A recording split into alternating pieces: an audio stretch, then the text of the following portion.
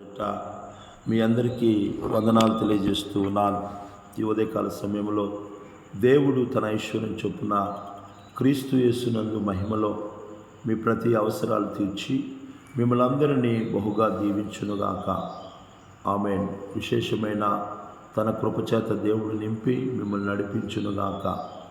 ఆమేన్. దేవుడైన యెహోవా మీకును మీ కుటుంబాలకు తోడే ఉండి మీ కుటుంబాలను వర్ధిల్ల చేయునుగాక. ఆమేన్. కృపయు కనికరమును సమాధానమును మీకును మీ కుటుంబాలకును విస్తరింపచేయునుగాక. ఆమేన్.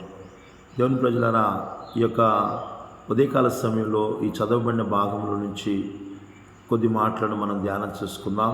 ఆమోసు గ్రంథము 25వ అధ్యాయము 21, 22 వచనాలు మనం చదివినట్లయితే దేవుడైన యెహోవా ఆమోసు ద్వారా ఇక్కడ రాయిస్తున్న మాటలను మనం గమనించినట్లయితే, మీ యొక్క పండుగ దినాలను నేను అసహించుకొనుచున్నాను. పండుగ దినం అంటే ఎంతో సంతోషకరమైన దినము. యూదులకు, ఇశ్రాయేలులకు 7 ముఖ్యమైన పండుగలు బైబిల్లో ఉన్నట్లు మనం చూస్తూ ఉన్నాం. పండుగలు అనేది ప్రతి ఒక్కరు కూడా ఎంతో సంతోషంగా చేసుకునేది కనుక ఆ పండుగ విషయంలో దేవుడు మాట్లాడుతున్న విషయం ఏంటంటే 21వ వచనం చదివినట్లయితే, మీ పండుగ దినములను నేను అసహించుకొనుచున్నాను, వాటిని నీచముగాను ఎంచుచున్నాను. మీరు వ్రత దినములు కలుగు వాసన నేను ఆఘ్రాణింప కొల్లను. దేవుని బిడ్డారా, దేవుడు చెబుతున్నాడు, మీ పండుగ దినములో నేను అసహించుకొనుచున్నాను. ఎందుకు దేవుడి మాట అంటున్నాడంటే, ఆనాడు ఇశ్రాయేలు ప్రజలు తమ పండగ చేయటాన్ని అనేది ఒక ప్రథముగా వాటిని అనుసరిస్తూ వచ్చారు. దేవుని బిడ్డలారా, ఆచారప్రదమైన భక్తి జీవితాన్ని వారు కలిగి ఉన్నారు కనుక దేవుడు హెచ్చరిక చేస్తూ ఉన్నాడు. నేటి కాలంలో కూడా పండుగ అంటే ఒక భక్తితో, భయంతో దేవునిని ఆరాధన చేసే విధానంగా కనబడట్లేదు. కానీ ఏదో వాడుక చొప్పున, ఏదో ఆచారం చొప్పున పండుగలు జరుపుకునే విధంగా నేటి కాలంలో కూడా క్రైస్తవులు ఉంటూ ఉన్నారు. ఆచారప్రదమైన భక్తి జీవితం, ఆచారములను ఆచరించటము. దేవుని బిడ్డలారా, దేవునిని అనుసరించే జీవితాలు ఉండవు, దేవునికి భయపడే జీవితాలు ఉండవు, దేవుని ఏమి కోరుకుంటున్నాడు అని వాటిని తెలుసుకొని వాటి ప్రకారం నడుచుకునే జీవితాలు ఉండవు. కానీ నేటి కాలంలో పండుగలంటే ఒక ఆచారప్రదమైన భక్తి జీవితాన్నే కలిగి ఉంటున్నారు. అన్యాయము, న్యాయము లేకుండా, నీతి లేకుండా, యథార్థత లేకుండా ఏదో ఆచారప్రదమైన భక్తి జీవితాలను కలిగి అనేకులు నడుచుకుంటున్నట్లు మనం చూస్తూ ఉన్నాం. అందుకనే దేవుడు అంటున్నాడు, నాకు అసహ్యము, మీ ఆచారప్రదమైన భక్తి జీవితాలంటే నాకు అసహ్యం అని చెప్పి దేవుడు తెలియజేస్తున్నట్లు మనం చూస్తూ ఉన్నాం. దేవుని బిడ్డలారా, యెషయా గ్రంథం 1వ అధ్యాయము 13వ వచనం కూడా మనం చదివినట్లయితే అక్కడ అంటున్నాడు, మీ నైవేద్యము వ్యర్థము, అది నాకు అసహ్యము పుట్టించు ధూపార్పణము, దాని నికను తేకుడి, అమావాస్యయు విశ్రాంతి దినమును సమాజ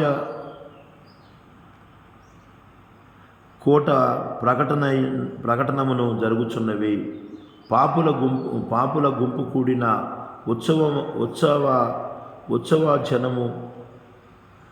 ఉత్సవ సమాజము నే నోర్చజాలను. దేవుని బిడ్డలారా, గమనించండి. దేవుడు అంటున్నాడు, యెషయా ప్రభు ద్వారాతో మాట్లాడుతున్న మాట ఏంటంటే, అమావాస్య విశ్రాంతియు సమాజ కూటము ప్రకటనమును జరుగుచున్నవి. దేవుని బిడ్డలారా, గమనించండి. అది నాకు అసహ్యము పుట్టించు ధూపార్పణము, దాని నికను తేకుడి, మీ నైవేద్యములను. ఆ దినాలలో యెషయా రాస్తున్న ఈ మాటలు గమనించినట్లయితే, తల మొదలుకొని అరికాల వరకు కొంచెమైనా స్వస్థత లేకుండా, కొంచెమైనా ఎటువంటి ఆ శరీరం అంతా కూడా గాయములతో నింపబడి, పాపముతో నింపబడి ఉన్న జీవితాలు వారు కలిగి ఉన్నారని, తిరుగుబాటు చేసే ప్రజలుగా, యథార్థత లేని ప్రజలుగా, ఎదురు తిరిగే ప్రజలుగా వారు ఉన్నారు. ఈ విధంగా నడుచుకుంటూ కూడా వారు పండుగలను ఆచరిస్తూ ఉన్నారు. నేటి కాలంలో కూడా పండగ అంటే కొత్త బట్టలు వేసుకోవటం, పండగ అంటే మందిరానికి పోయి దండం పెట్టుకోవటము, పండగ అంటే మరి ఏదైనా మంచి భోజనాలు సిద్ధపరచుకొని మరి వాటిని తినటము, సంతోషపడటము ఇదే పండగగా భావిస్తున్నారు, అలాగే ఆచరిస్తూ ఉన్నారు. దేవుని ప్రజలారా, అలాంటి విధమే ఈనాడు మరి ఈ యెషయా గ్రంథంలో మేము చూస్తూ ఉన్నాం. మీ నైవేద్యము వ్యర్థము, అది నాకు అసహ్యము పుట్టించు ధూపార్పణము, దాని నికను తేకుడి, అమావాస్యు విశ్రాంతి దినమయు సమాజ కూట ప్రకటనను జరుగుచున్నవి. పాపులు గుంపుగూడి నా ఉత్సవములు నేను ఓర్చదాలను. పాపులందరూ కూడా చేరి మరి పండగ చేసుకుంటున్న పరిస్థితులను మనం చూస్తూ ఉన్నాం. ఇలాంటిది కాదు. మనం పశ్చాత్తాపడటం, మారుమనసు పొందటం, యథార్థత కలిగి జీవించటం, దేవునికి ఇష్టలుగా జీవించటం అనేది దేవుడు కోరుకుంటున్న అదే విషయాన్ని మనం గమనించవలసిన వారమై ఉన్నాము. దేవుని బిడ్డలారా, బైబిల్ గ్రంథంలో నుంచి మనం చూసినట్లయితే చూడండి, ఇక్కడ లేఖన భాగంలో మరి యెషయా గ్రంథంలోనే 29వ అధ్యాయము 13వ వచనం కూడా మనం చదివినట్లయితే ప్రవక్త అయిన యెషయా మరి ద్వారా దేవుడు తెలియజేస్తున్న మాటలు. యెహోవా ప్రభువు ఇలాగ సెలవిచ్చున్నాడు, ఈ ప్రజలు నోటి మాటతో నా యొద్దకు వచ్చుచున్నారు, పెదవులతో నన్ను గనపరుచున్నారు, కానీ తమ హృదయములు నాకు దూరము చేసుకొని ఉన్నారు. వారు నా ఎడల చూపు భయభక్తులు మానవుల విధులను బట్టి వారు నేర్చుకున్నవి. దేవుని బిడ్డలారా, ఈ ప్రజలు నన్ను పెదాలతో గనపరుస్తూ ఉన్నారులే, కానీ వారి హృదయం నాకు దూరంగా ఉంది.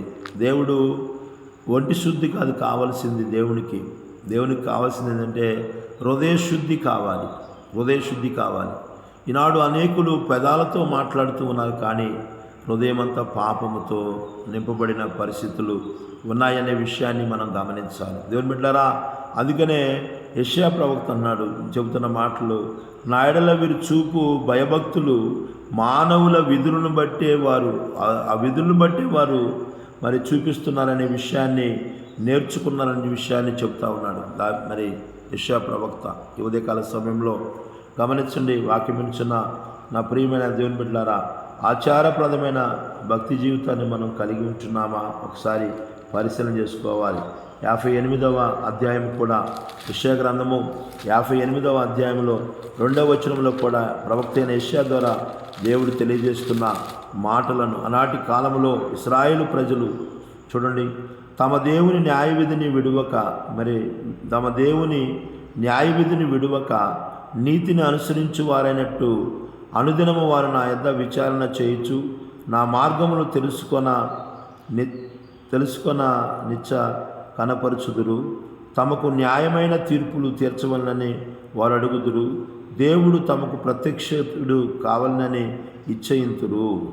దేవుని బిడ్డలారా, గమనించిన దేవుని వాక్యము మనం గమనించినట్లయితే వారు ఏదో ఆచారప్రదమైన భక్తి జీవితాన్నే వారు కలిగి ఆచరిస్తూ పండుగలు చేసుకుంటున్నారు, ఉత్సవాలు చేసుకుంటున్నారు. ఇవన్నీ కూడా దేవునికి అసహ్యమైనవి అని దేవుడు తెలియపరుస్తూ ఉన్నాడు.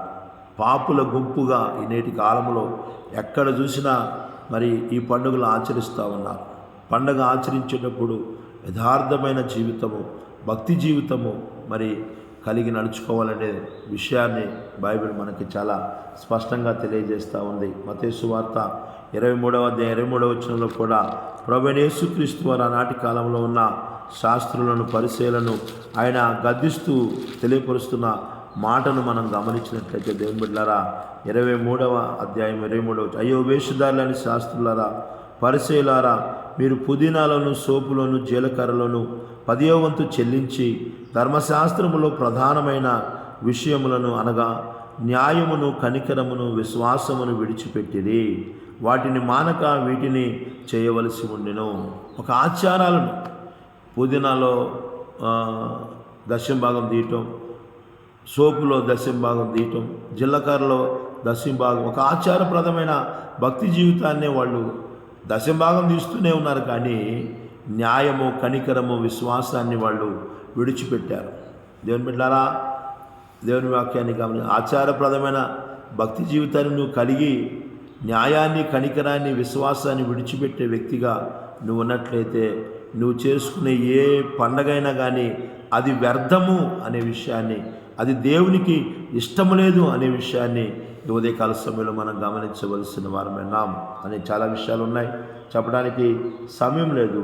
ఈ ఉదయకాల సమయంలో వాక్యం వింటున్న నా ప్రియమైన దేవుని బిడ్డలారా, కొలస్సీలకు రాసిన పత్రికలో అపోస్తలుడైన పౌలు 2వ అధ్యాయము 20వ వచనాన్ని కూడా మనం చదివినట్లయితే, కొలస్సీ సంఘానికి పౌలు తెలియపరుస్తున్న మాటలను 2వ అధ్యాయము 20వ వచనాన్ని మనం చదివినట్లయితే, కొలస్సీ సంఘముతో పౌలు ద్వారా దేవుడు రాయిస్తున్న మాటలను గమనించినట్లయితే, దేవుని బిడ్డలారా చూడండి, మీరు క్రీస్తుతో కూడా లోకము యొక్క మూలపాఠముల విషయమై మృతి పొందిన వారైతే లోకములో బ్రతుకుచున్నట్టుగా మనుషుల ఆజ్ఞలను పద్ధతులను అనుసరించి చేత పట్టుకొనవద్దు, రుచి చూడవద్దు, ముట్టవద్దు, విధులకు మీరు లోబడనేలా అవన్నీ వాడుకున్న చేత నశించిపోవును.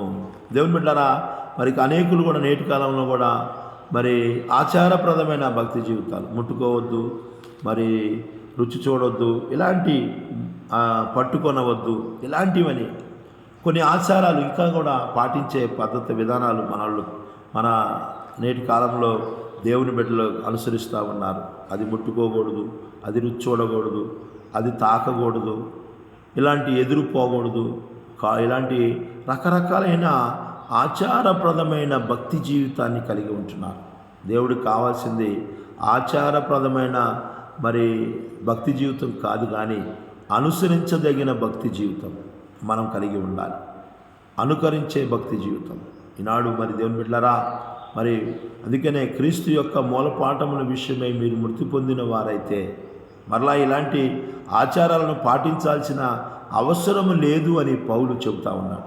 కనుక ఈ ఉదయకాల సమయంలో వాక్యం వింటున్న నా ప్రియమైన దేవుని బిడ్డలారా, మనము చేస్తున్న పండుగలు మరి దేవునికి ఇష్టమైనవిగా చేయుచున్నామా, లేదా వాటిని పాపులు గుంపుగా కూడుకొని మరి సంతోషపడుతూ, దేవుని బిడ్డలారా గమనించండి, ఇశ్రాయేలు ప్రజలు సినాయి పర్వతం దగ్గర మరి ఒక దూడను చేసుకొని తినుటకు, త్రాగుటకు, ఆడుటకు వాడు లేచిరి అని చెప్పి మరి అక్కడ రాయబడుతుంది. పండగ చేసుకున్నారు అక్కడ.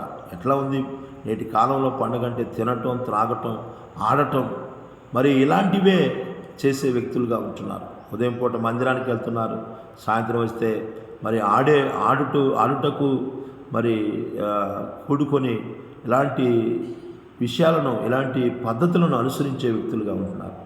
అవన్నీ కూడా దేవునికి అసహ్యమని దేవుడు తెలియజేస్తున్నాడు. ఆచారప్రదమైన భక్తి జీవితాన్ని కాదు, కానీ అనుసరింపదగిన భక్తి జీవితాన్ని మనం కలిగి నడుచుకున్నప్పుడు అవి దేవునికి ఇష్టము.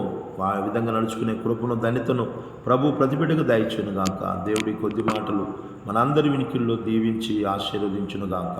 ఆమేన్. ప్రార్థన చేసుకుందాం.